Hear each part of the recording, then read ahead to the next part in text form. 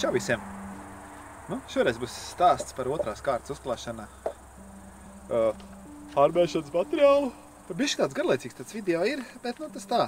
Vairāk es pastāstīšu, kas ir darāms uz priekšu. Un kas ir sadarīts. Jā, kā jau es teicu, uzklāju otro kārtu, aptuveni 2-3 mm. Kopā jābūt plus mīnus 6 mm. Kļūda viena tāda, es tur stāstīju par dībelīšiem, kad iepūšot putas iekšā un tad tā nevajag darīt. Lieta štelle tāda, iespējams, ka tas ir tikai tam dēļ, ka nav kur gaisam sprukt, un tos dībeļus nevar iedzīt, un tur diezgan smagnēji iet. Un beigās es tā arī nedarīju, neliku, un vispārējais smuki gāja. Ko jūs domājat par tādu variantu, ka vēl varētu nogruntēt? Un ja viņš stāvētu gadu bez to dekoratīvo, vai vispār tā drīkst darīt? Šis pasākums aptuveni man izmaksāja 890 eiriki. Puķiks 100 kvadrāti, desmitnieks 60, armēšanas siets, 2 ruļļi, visi stūri un līmjava. Nākamais video būs par verandas būvniecību.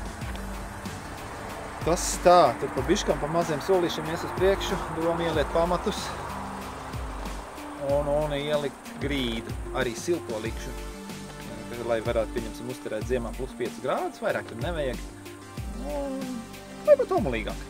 Ja jums patīk šāda veida saturs, liekam laikus, abonējiet manu kanālu un turpinām skatīties. Atā! Parādīšu, kā viegli maisu dabūt uz pusēm, lai nebūtu viss vienā, bet uz pusītēm.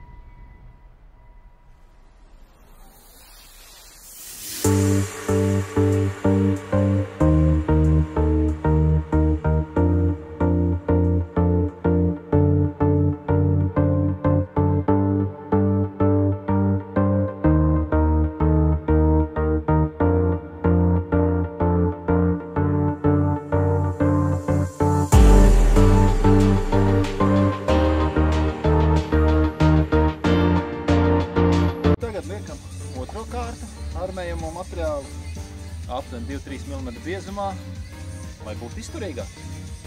Turpinām!